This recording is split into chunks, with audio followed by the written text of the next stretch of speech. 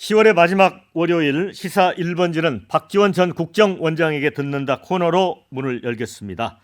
오늘도 어김없이 박지원 원장님 자리하셨습니다. 원장님 반갑습니다. 네, 안녕하세요. 네. 자, 먼저 여당 얘기부터 한번 해보겠습니다.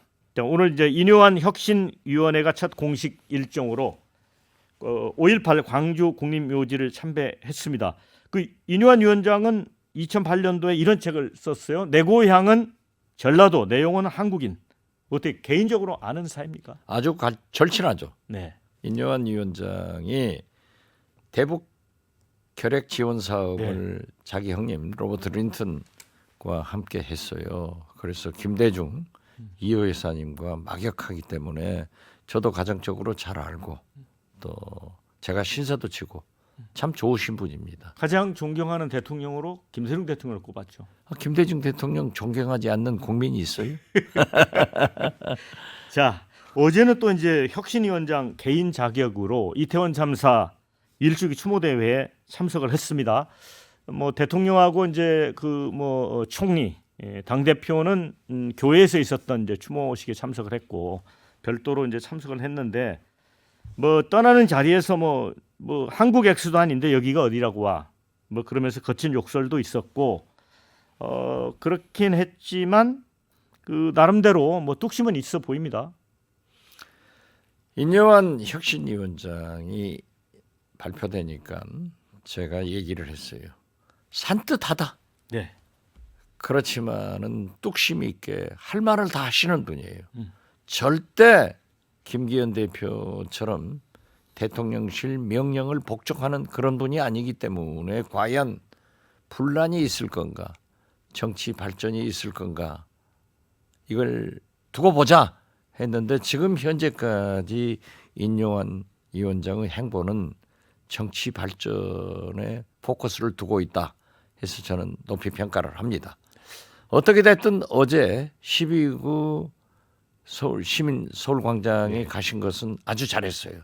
대통령이 가셔야 되는데 대통령이 안 가고 엉뚱하게 교회에 가서 가장 슬픈 날이다. 네. 대한민국을 안전한 나라로 만들겠다. 그건 대통령 말씀은 믿을 수가 없어요. 또 거기에 인요한 위원장이 갔는데 아무리 흥분된 시민들이라고 하더라도 그러한 얘기를 한 것은 금도를 지키지 못하는 민주 시민이 아니다. 잘못이다. 그렇게 보고 또 오늘은 인요한 위원장이 5.18 광주 국립묘지를 갔잖아요. 이것도 잘한 일이다.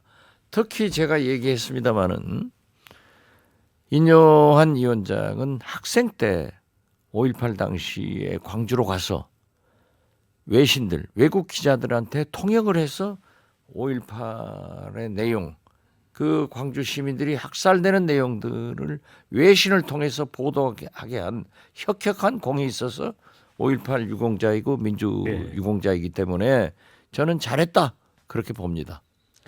근데 어제 집회에 이제 윤석열 대통령이 참석하지 못해서 아쉬워요. 저도 그렇게 생각을 하는데 잘못했죠. 아쉬운 게 아니라 대통령이 가실 곳을 가셔야지.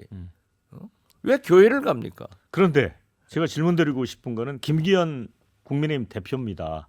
지금 지난번에 이제 혁신위원장까지 영입을 해서 새로운 당청 관계를 만들겠다고 하는데 대통령이 못 온다고 하더라도 본인은 당 차원에서 갔어야 되는 게 아닌가요? 그분들한테 뭘 기대하세요? 그분들은 용산 출장 소장이니까 대통령 가시는 것 권력자 눈앞에만 어른거리는 거예요. 다 그리 따라가잖아요. 이건 있을 수 없는 일이지. 자, 이제 인요한 혁신위가 이준석, 홍준표 등 윤리위원회 징계자들 해제 건의를 했습니다. 그런데 홍준표 대구시장이 발끈했어요. 무슨 사면이 장난이냐, 나 끼워놓지 말라. 그러면서 듣보잡들이 당권 잡았다고 설치며 당원들 이간질한다. 홍준표 시장하고 되게 친하시잖아요. 왜 이렇게 화가 난 겁니까? 홍준표 시장이나 이준석 전 대표로서는 화가 나죠. 네. 그러나 인요한 위원장이 혁신 1호로 사면하자. 그 사면이라는 용어를 쓴 게 좀 뭐 대통령답다 하는 얘기지만 용서하자는 의미 아니에요. 네. 저는 잘했다고 봐요. 그렇지만은 그러한 사면을 하려면은 홍준표, 이준석 이 두 분에게 윤석열 대통령이 최소한 사과를 해야 돼요. 이러한 일로 해서 한 것이 잘못됐기 때문에 혁신위원회에서 사면하자고 하는 것을 수용한다. 이런 말씀이 없이 그냥 붕 뛰어가지고 무슨 죄 졌어요? 그러고 특히 홍준표 시장은 총선에 안 나오니까 관계가 없어요. 이준석 대표도 그런 식의 사면을 받아가지고 국민의힘에 있을 사람이 아니잖아요. 그렇죠. 그렇기 때문에 화를 내는 것은 당연하고 절차상 문제가 있음에도 불구하고 그렇게 용서하고 출발하는 것은 잘했다. 그렇지만 그것을 하기 위해서는 그분들에게 설명과 사과가 따라야 된다. 저는 그렇게 생각합니다. 자, 이준석 이제 전 대표 말씀 하셨으니까 일종의 그 사면해주겠다 하는 부분에 대해서도 혁신이 갈 일은 권력의 횡포를 지적하는 거지 아량 베풀듯 하는 사면이 아니다 이런 얘기를 했어요. 당연하죠. 네. 그런데 네. 저는 인요한 혁신위원장이 정치를 살려야 된다. 정치를 살리는 것은 대통령이 바뀌어야 된다. 윤석열 대통령이 바뀌지 않으면 아무것도 안 돼요. 혁신도 안 되고 나라도 안 돼요. 대한민국도 안 돼요. 그렇기 때문에 정치를 살려야만이 민생 경제도 민주주의도 남북관계도 외교도 안보도 살아간다. 그렇게 하기 위해서는 이재명 대표가 영수회담을 제안하니까 범법자고는 안 만난다 네. 라고 했는데 강서 선거 패배 후 김기현 당대표가 만나자. 그러면 대통령은 범법자니까 안 만나는데 2인자인 국민의힘 여당 대표가 만나자 하는 것은 이제 범법자 아니라는 소리 아니에요. 네. 헌법 정신에 의거해서. 네. 그러면은 저는 인요한 위원장이 이재명 대표를 만나라, 3자 회동을 해라 하는 것을 만들어내는 것이 혁신 1호가 돼야 된다 했는데 그 말도 했더라고요. 그런데 윤석열 대통령이 아직 답변이 없지만은 저는 머지않아 윤석열 대통령도 반드시 3자 회동에 응하지 않을 수 없을 것이다. 그렇게 보는데 그런 건 인요한 위원장이 잘했잖아요. 네. 이준석 말씀 맞다나 순소리해서 혁신해 나가는 거예요. 긍정적으로 또 봐요. 그러니까 좀 아쉬운 게 지난번에 이재명 대표가 영장실질심사 끝내고 나서 이제 구치소에 있다 나오면서 예. 그때도 대화를 제의했잖아요. 그렇죠. 전쟁하지 말고 대화하고 정치를 하자. 그럴 때 대통령이 이재명 대표를 불러서 만나고 그때 대법원장 인준을 부탁했으면 통과됐지 않을까요? 그것은 그건 별개의 별개의 문제일 문제일까요? 거예요. 왜냐하면 네. 뭐 인준이 안 된 분한테 부관 참시 같은 말씀인데 돈도 벌고 대법원장도 하고 이건 아니에요. 아니다. 우리 공직 사회가 네. 그러면 안 되죠. 돈 벌려면 돈 벌러 나가라 이거지. 대법원장 왜 해요? 네. 그러면 안 된다 하기 때문에 그건 아니지만은 어떻게 됐든 상당히 좋은 방향으로 나갈 수 있었을 것이다. 저는 그렇게 봐요. 지금 이준석 전 대표의 최근 발언들을 보면 인요한 혁신이가 혁신 작업을 어떻게 하는지 좀 지켜보고 있는 것 같거든요. 그런데 원장님께서는 이준석, 유승민 1월 신당선을 예측을 하셨어요. 나는 작년부터 했죠. 네네. 그렇게 간다니까요. 네. 네. 그것은 혁신 작업과 상관없이 갈 상관없이 거라고 가요. 네. 왜냐하면은 윤석열 대통령이 변해서 네. 공천을 완전히 당에다 맡겨주면은 할 거예요. 분열할 수 없어요. 명분이 없어요.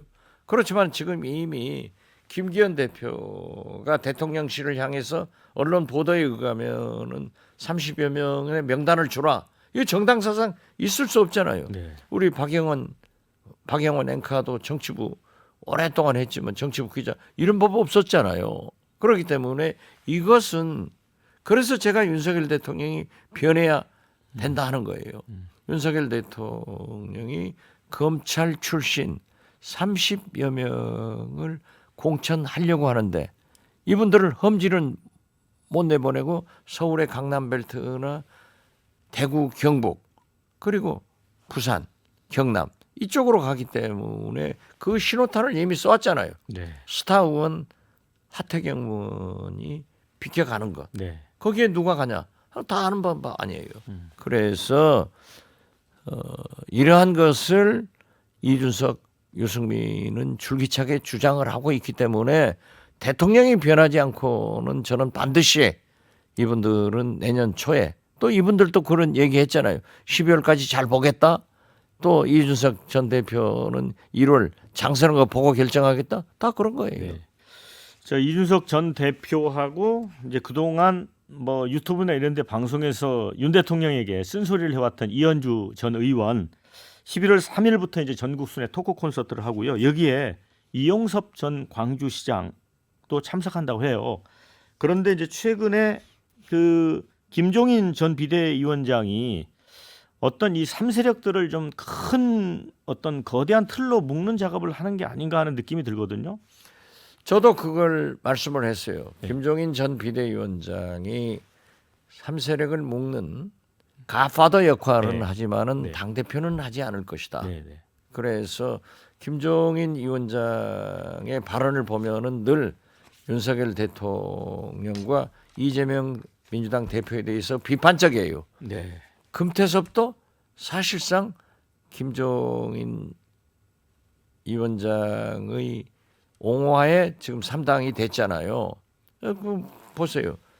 이준석 대표한테도 지금 빨리 정리해라. 예. 그래서 국회로 들어갈 수 있는 길을 모색하지 지금 이 국민의힘하고는 안 된다 그런 메시지를 계속 내는 거 보면은 저는 김종인 비대위원장이 가파다가 돼서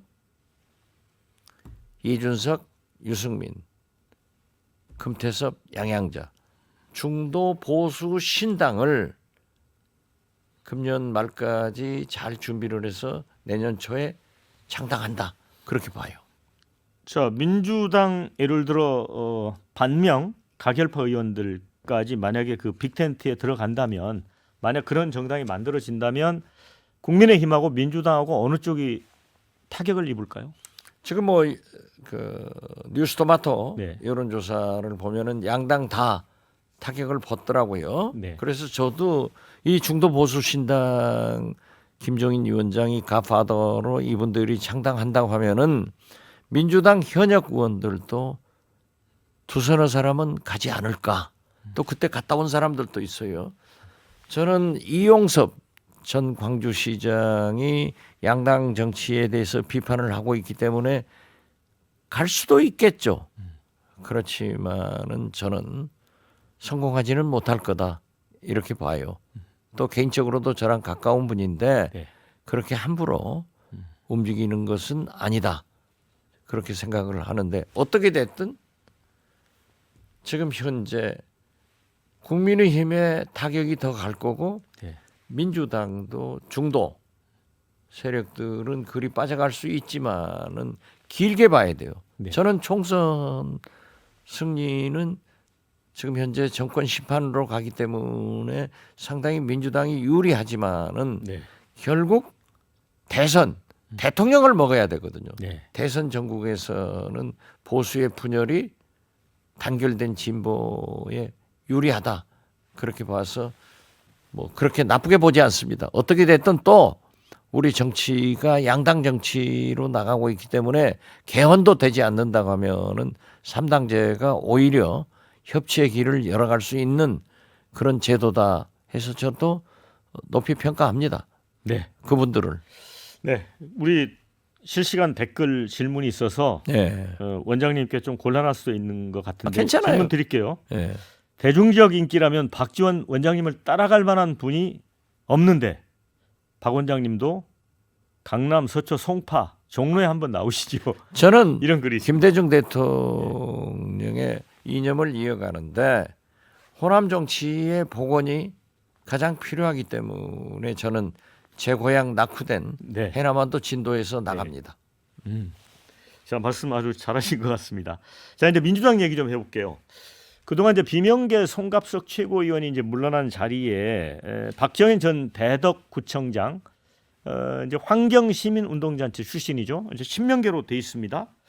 자, 그분이 뜸을 들이다가 임명이 됐거든요. 그래서 도로 또 친명당 아니냐 이런 얘기도 있어요.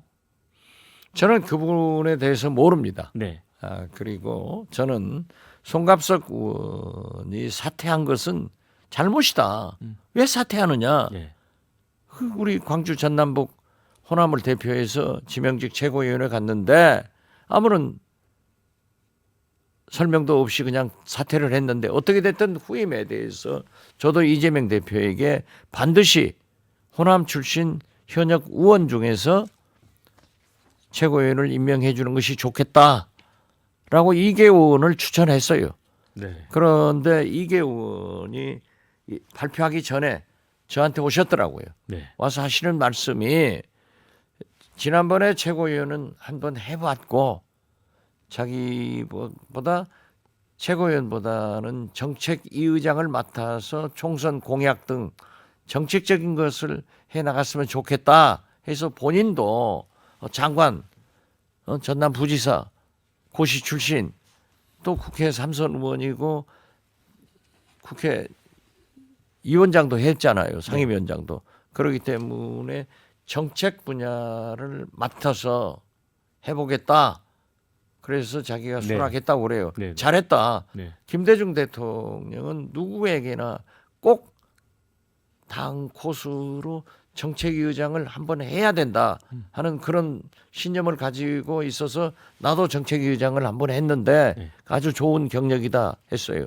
그래서 저는 그분이 새로이 임명된 최고위원이 이제 비명 박영순 의원 선거구 대전에 그렇죠. 대척이 되기 때문에 말이 많은 것 같아요. 그래서 그렇죠. 그래서 저는 이재명 대표에게 영장이 기각된 후에 이재명, 강서 보궐선거 승리 후에 이재명은 단합, 통합의 메시지를 계속 내야 된다는데 지금까지 잘 내고 있어요.